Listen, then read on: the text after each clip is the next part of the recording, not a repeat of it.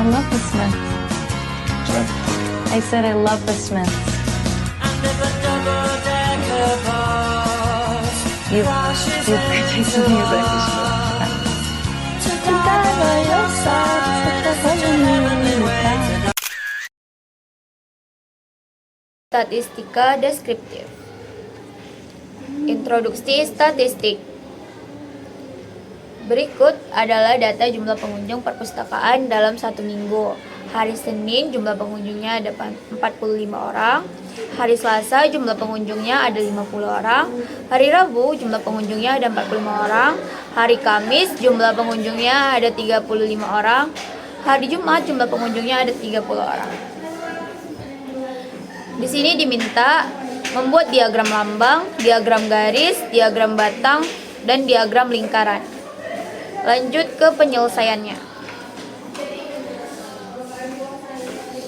Pertama, diagram lambang. Di sini menggunakan lambang dolar. 1 dolar sama dengan 5. Hari Senin memiliki 9 lambang dolar. Hari Selasa memiliki 10 lambang dolar. Hari Rabu memiliki 9 lambang dolar. Hari Kamis memiliki 7 lambang dolar. Hari Jumat memiliki 6 lambang dolar. Lalu ada diagram garis. Hari Senin diagramnya menaik ke hari Selasa. Hari Rabu diagramnya menurun hingga ke hari Jumat. Tentang diagram batang. Pada saat ini ditampilkan diagram batang yang menunjukkan data dari hari Senin sampai hari Jumat. Diagram batang dipergunakan untuk mempermudah kita melihat perbandingan jumlah ataupun nilai daripada setiap 2 hari.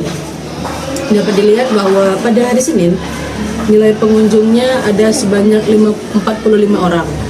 Lalu hari Selasa naik menjadi yang paling tinggi yaitu sekitar 50 orang. Lalu hari Rabu kembali turun menjadi sekitar 45 orang. Hari Kamis mengalami penurunan lagi menjadi sekitar 35 orang. Dan hari Jumat merupakan nilai paling rendah yaitu sekitar 30 orang. Dari diagram ini dapat disimpulkan bahwa nilai ataupun jumlah mengalami kenaikan dari Senin sampai hari Selasa, lalu cenderung menurun hingga Jumat. Diagram batang ini membantu kita melihat perubahan data dengan lebih jelas dan mudah dipahami. Di slide ini saya akan menjelaskan apa itu diagram lingkaran. Diagram lingkaran digunakan untuk melihat perbandingan bagian terhadap keseluruhan data dalam bentuk persentase. Berdasarkan nilai tersebut, di hari Senin memiliki persentase sebesar 22%. Lalu hari Selasa merupakan bagian terbesar dengan persentase 24,4%. Di hari Rabu memiliki persentase 22%. Dari Kamis turun menjadi 17,1%. Dan di hari Jumat merupakan persentase terkecil yaitu 14,6%. Jadi dari diagram ini dapat disimpulkan bahwa kontribusi terbesar terdapat pada hari Selasa. Sedangkan yang paling sedikit terdapat pada hari Jumat. Diagram lingkaran ini membantu kita melihat pembagian data secara keseluruhan dengan lebih jelas. Baik teman-teman, selanjutnya kita akan memasuki pembahasan di bab 2, yaitu dasar matematika di dalam statistika. Dan kita akan signifikan membahas tentang operasi penjumlahan di dalam statistika menggunakan software Excel. Langsung saja kita menuju ke layar dan lihat teman-teman soal yang tersedia tentang operasi penjumlahan dalam Excel. Nah, data yang tersedia adalah XI dan YI teman-teman. Nah, ini yang harus kita cari adalah XI kuadrat, YI kuadrat, XI kali YI, terus XI kuadrat, dan seterusnya teman-teman. Nah, untuk sebagai contoh, karena waktu kita terbatas, saya akan memberikan contoh bagaimana cara kita menggunakan rumus Excel di dalam statistika. Nah, ini kita beri contoh, kita hapus yang di bagian XI kuadrat, biar teman-teman tahu bagaimana cara kita menggunakan rumusnya. Kita hapus, oke. Nah, rumusnya adalah dengan cara mengetik sama dengan, lalu karena kita ingin mencari XI kuadrat, kita kliklah tabel XI, kolom XI, kita pencet kuadrat 2, lalu enter, dan didapati hasilnya 9, dan kita tinggal ngeblok ke bawah untuk memberikan rumus yang sama secara otomatis. Dan secara otomatis dijumlahkan jumlah keseluruhan menggunakan rumus sum. Nah, sum dari atas sampai bawah. Nah, begitu seterusnya teman-teman cara menggunakan rumus-rumus. Kita lihat lagi di contoh selanjutnya adalah XI dikali YI. Nah, ini kan secara logikanya adalah mengalikan XI kali YI yang di tabel nomor 1 3 dikali 7. Cara sederhananya teman-teman adalah menggunakan rumus. Rumusnya adalah kita lihat di sini ya teman-teman, yang di atas ini.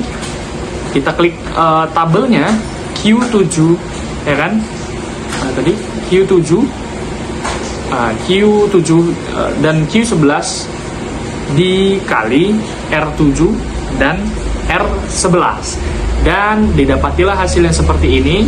Lalu di blok ke bawah juga untuk mendapati rumus yang sama sampai bawah. Nah, itu tadi penjelasan keseluruhannya, karena di sini sebelahnya juga sama teman-teman. Dan itu tadi penjelasan mengenai penggunaan rumus Excel di operasi penjumlahan statistika. Terima kasih teman-teman, bye-bye. Sekarang kita akan mencari soal pertama, yaitu sigma XI dikali YI dari data 1 sampai data kelima. Kita dapat menggunakan rumus seperti ini.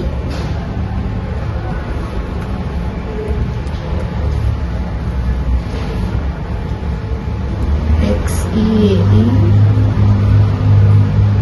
1 sampai 5. Lalu enter. Kita dapat 46. Lalu soal yang kedua itu sigma XI kuadrat dari data pertama sampai data kelima. Kita dapat menggunakan rumus seperti yang tadi lagi. XI kuadrat. Lalu enter. Kita dapat 75. Lalu soal yang ketiga ya sigma XI dikurangi YI, lalu dipangkatkan lagi dari data pertama sampai data keempat.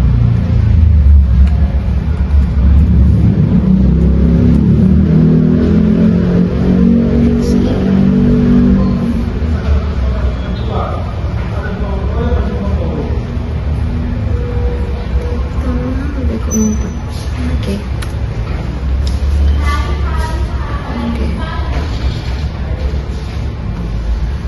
Lalu untuk soal yang keempat itu XI dikali YI lalu dikuadratkan dari data kedua sampai data keempat.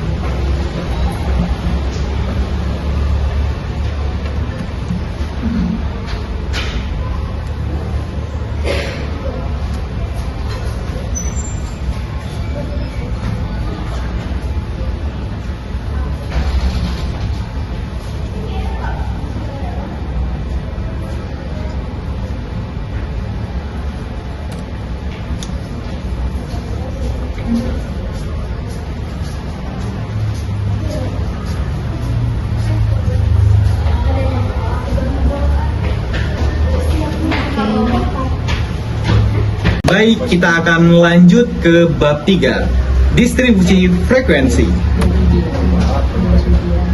Berikut data harga 28 item alat tulis kantor di suatu toko dalam Rp1.000. Kita di sini disuruh mengubah data tersebut ke dalam tabel distribusi frekuensi dan frekuensi relatif. Langkah pertama, kita akan mengurutkan data, yang dimana data terkecil harus diurutkan hingga data yang terbesar. Langkah yang kedua, kita akan menghitung kelas data, di mana jumlah data sebanyak 28, lalu kita akan mencari kelas data dengan memasukkan rumus 1 ditambah 3,3 log 28. Maka hasilnya 5,8 kita bulatkan menjadi 6.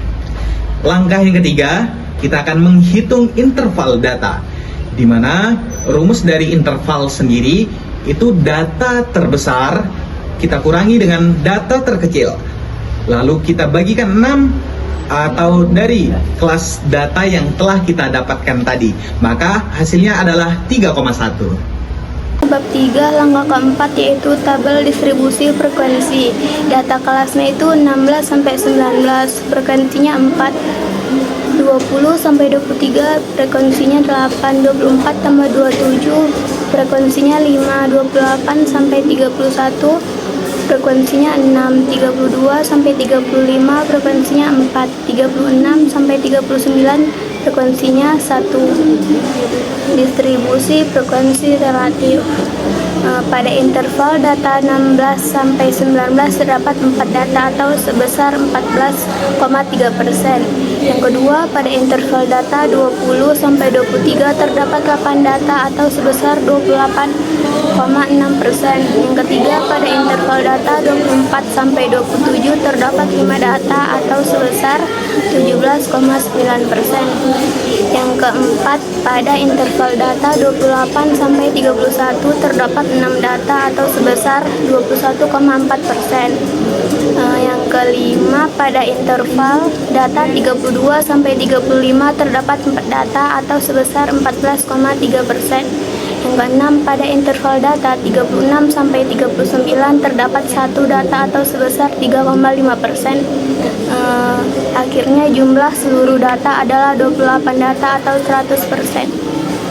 Langkah ke-6, distribusi frekuensi kumulatif kurang dari 16 adalah 0 data, kurang dari 20 adalah 4 data, kurang dari 24 ada 12 data, kurang dari 28 ada 17 data, kurang dari 32 ada 23 data, kurang dari 36 ada 27 data, kurang dari 40 ada 28 data. Yang artinya jumlah data terus ditambah dari atas ke bawah. Frekuensi kumulatif lebih dari 16 ada 28 data. Yang kedua, lebih dari 20 ada 27 data. Yang ketiga, lebih dari 24 ada 23 data. Yang keempat, lebih dari 28 ada 17 data, lebih dari 32 ada 12 data, lebih dari 36 ada 4 data, lebih dari 40 ada 0 data, yang artinya jumlah data dihitung dari nilai terbesar dan terkecil.